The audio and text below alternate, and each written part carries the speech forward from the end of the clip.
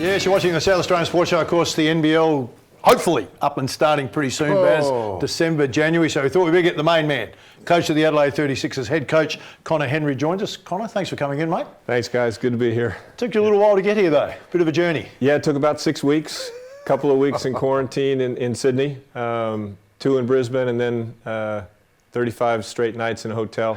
Wow. But I'm out, and it's really good to be here. What do you do? I've been waiting to ask somebody who's been in quarantine because we don't get that in Adelaide? South Australia, do we? Yep. We don't get that. What do you do in that period, in that couple of week period where you have to quarantine? Yeah. What do? You watch basketball or you Things slow down. Yeah, they really, really do slow down. But I tried to just create a routine for me. Up at a certain hour, work out a little bit. Grant got me a stationary bike and some dumbbells, although it doesn't show.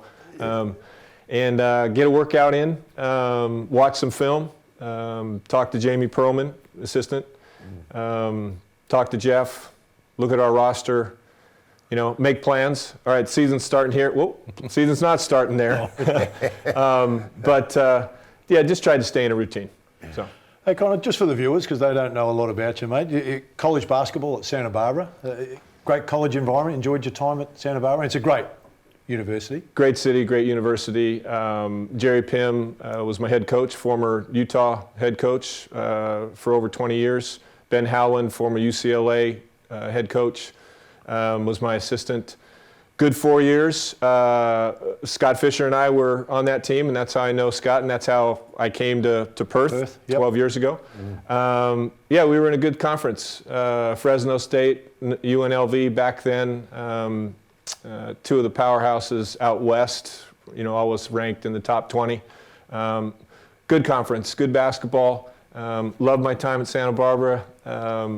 Didn't spend a whole lot of time at the beach because I was in the gym, but it's a beautiful place. All right, let's jump ahead, mate. You started coaching really probably 2001, if my memory serves me right. So you've been at 19 years. This is not your first rodeo in Australia either. So you had time with the Wildcats, with Fish, and you had time in Sydney. Correct. And then back to the States, mate. Won a championship in the D-League with the Mad Rats, was it? The Mad Rats? Mad Ants. The Mad Ants, yep. And well done. Of course, Coach of the Year there in the D-League as well, then into the NBA. So it's been a bit of a journey back and forth. The experiences that you've gained, unbelievable. Well, I think, as you know, as we go through this on a daily basis, when you start out, you're not very good. Your energy, you rely a lot on your energy and getting you through the game and the passion of it. I needed to become a better student of the game and kind of refine what I thought what would work. The 2 years out in Perth and then the Sydney experience was really good for me. I learned a lot. I learned that I needed to be a better communicator with players. I could put a system in. I could try to improve that system. But at the end of the day, you need to be able to have your players really believe in that system. We believed in it, I think, for the most part, and we worked really hard, but we just didn't quite get it done out in Perth. But when I took that and I went back to the at that time, the D-League, now it's the G-League, and I was the assistant coach for Eric Musselman, former NBA coach and current Arkansas head coach. You really start to grow your craft. How do you speak to each and every player to get them better daily? Knowing your responsibilities of teaching, of film, of developing your own system, which I was at that time still growing and figuring out how I wanted to play. You can play fast, you can play slow, you can play in the middle, as you know all this. Over the course of 3 seasons before I landed the head coaching job in Fort Wayne with the Mad Ants, I was really on a journey of getting better. Yep. And then when I got to the Mad Ants, I had a good team. I had a veteran team for the D-League, and it all came together. Mate, I have to ask, how do you get a name like the Mad Ants? Fort Wayne Mad Ants. Right. Why aren't they the Fort Wayne Indians? Great question. So in the Civil War, General Mad Anthony was a local general who was evidently quite ruthless with his troops and with the people that they captured and subsequently probably executed. But yes, General Mad Anthony, which then went to the Mad Ants, Fort Wayne Mad Ants. That's amazing, isn't Yeah. it? Did they cop a lot of flack playing with that name? Not when you're winning. You'd have to be pretty good to have a name. We had a like that. great mascot, great costume. The kids, initially when they rolled out that mascot, all the small kids were scared of it because if it's this giant ant, it's menacing, it's got these tentacles everywhere. And then it just grew into this kind of following and happening. And then it was one of the best mascots. They do something in the States every year where they bring all the mascots together and they have a group get together, and he actually was included with that with some of the major other mascots in the United States. So. Great marketing, to me anyway, Yeah. because that's a name you won't forget. You don't as soon forget as I that. saw it when I was doing a little bit of homework on you this morning, I see Mad Ants. I thought, where did that come from? What is that all about? Yeah. But everyone would say that. Everyone that follows the game would know of the Mad Ants Sure. rather than the Fort Wayne Buffaloes or whatever you want to call them. Right. So great marketing, in my opinion. They did it right.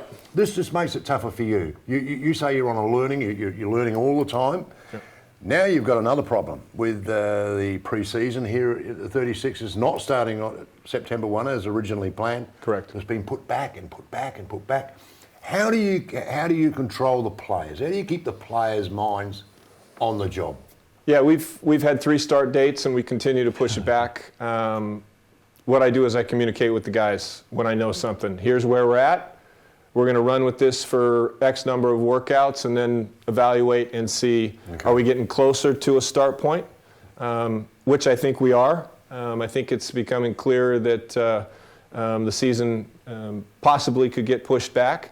And so we've started to put in some start dates with that. But the players want to play.